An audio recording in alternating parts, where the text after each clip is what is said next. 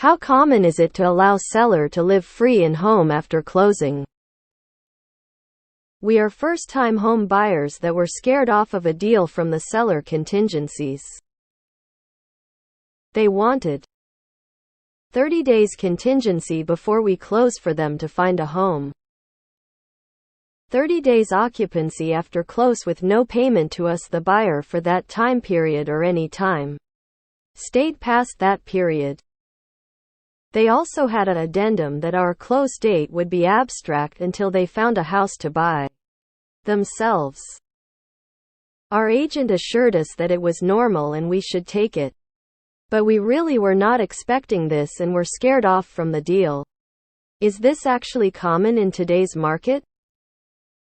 30 days occupancy after close with no payment to us the buyer for that time period or any time stayed past that period.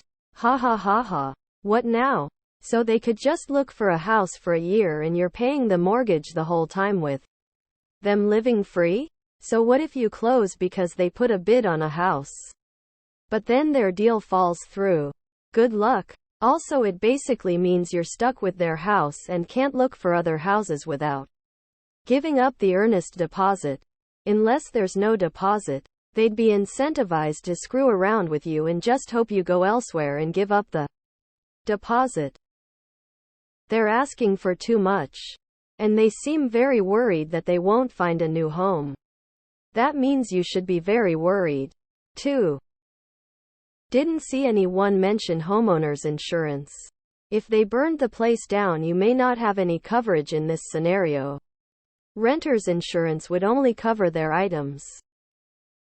Our buyers gave us a few days rent back for free. We were grateful because we needed funds to close on our new house, and then doing the rent back meant we didn't have to move twice with a toddler. I think a reasonable fee is acceptable too, though, since the buyer now incurs all costs associated with the property, and we would have paid if your buyers asked. 30 days though, with ambiguous wording they could stay longer? I'd run, not walk away from that house. I would never ever do this. You'll likely need to intend to occupy within 60 days of closing if using a owner-occupy loan. I'd consider the 30 days free, but $200 per day for the next week, increasing a $100 per day each week. Significant amount to be held in escrow for damage and rent. Your agent is absolutely negligent. Seller pays rent if they occupy after closing.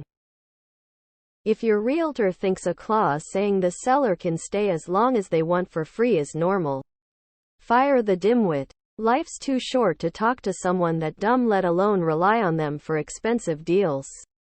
A contingency for them to find a new place before closing is common. Our agent assured us that it was normal. This is appalling and absolutely not normal. This is a perfect example why sellers need to be prohibited from paying the buyer's agent commission. You need to walk away from this deal, and your agent. Don't get bullied or gaslit into a bad situation, as other posters have suggested. Just search Reddit for stories of how this can go very, very badly. We allowed our sellers to stay an additional month after closing because they were moving far away, building a house, and could not get AC units at the time. It was 100 degrees in August. They had 4 kids 10 and under, and we were keeping our old house, so no hurry to move. They repaid us by moving the closing out an additional 3 weeks from original date, and asking us the day before closing if they could stay an additional 3 weeks. We just said no. No counter. So that would make them a tenant and give them protection. If they simply told you no on moving out, you'd have to take them to court. Depending on area, that could be months or more. And after all that, you wouldn't even be able to collect anything since you agreed to it. Seems like all negatives for you all the way around. First step is getting a new agent. We did a 30-day leaseback, but the seller agreed to a per-day fine if they remained on the property after those 30 days were up. They moved out early. The other provisions here are not normal. Your agent is an idiot and could trap you. Your agent wants to get paid. This is a perfect example of how shady realtors are and are not fiduciaries looking out for you and just want to get paid and close the deal. You are going to get screwed. 100. I've never seen such an absurd closing deal. That it was completely abstract that they could live there free until they found a house? What? No freaking chance in hell. Super common in some markets like California. I've taken advantage of it several times as a seller. But I wouldn't agree to an abstract close date. It's not common and these exact conditions are unheard of. But it's possible that if you were to protect yourself with the right conditions, and the occupancy after close was limited to 30 days, then it could be a good deal from a seller who can't afford to move out without getting cash from the sale. But without the right legal support, it could be a nightmare. Your agent is a POS. Almost all of it is not okay. Number 1 is easy, they'll know when closing is. Number 2, absolutely not if they want to remain and you'll let them, keyword you let them, they have to pay. It's a use and occupancy where escrow is held and a legal agreement is signed outlining their use. Number 3, no way, they can't stay an indeterminate amount of time, especially with no money on the table. This is a conversation to be had with your lawyer, not realtor. Post-close your realtor is paid and you won't hear from them again. I don't think it's common in today's market. Unless there was a bidding war for the house. My friends bought in 2022 at the height of all contingencies being waived and things going $100K over asking. They got their house by allowing the seller to stay an extra 60 days without paying rent. But this was something they came up with as the buyers to make their offer more desirable. It's a little weird for the seller to want to get out of paying rent back. We gave our sellers 14 days for $1. Because the date between closing and the end of our lease was 15 days. With an addendum, if they forced us past our lease, they would pay our month-to-month rent. This helped us stand apart from the other offer. Mid-2022, when offers were flying for over $100K over asking. I'm not sure I would have gotten my house without this as part of the offer. Obviously, it's a different market now since interest rates have doubled.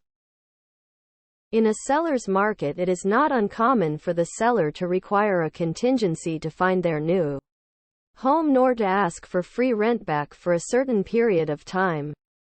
However, it is unusual for the length of the rent back to be indeterminate. That is never recommended. It is not common, but if it is allowed, there is definitely rent paid to you, hence it is called a rent back in contracts. Not normal at all, and you should not agree to it. What happens if they don't find a place and never leave?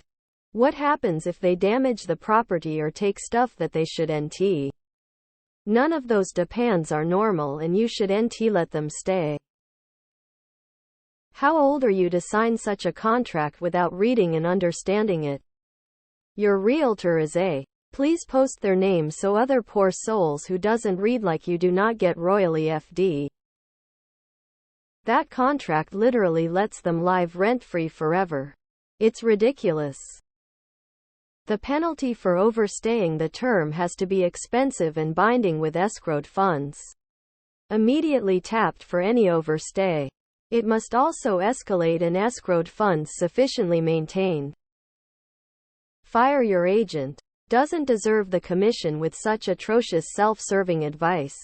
Not a penny. Or maybe agree to it, but the realtor owes you $100,000 if the family hasn't moved out by the agreed upon date. Now the realtor will have their incentives aligned with yours.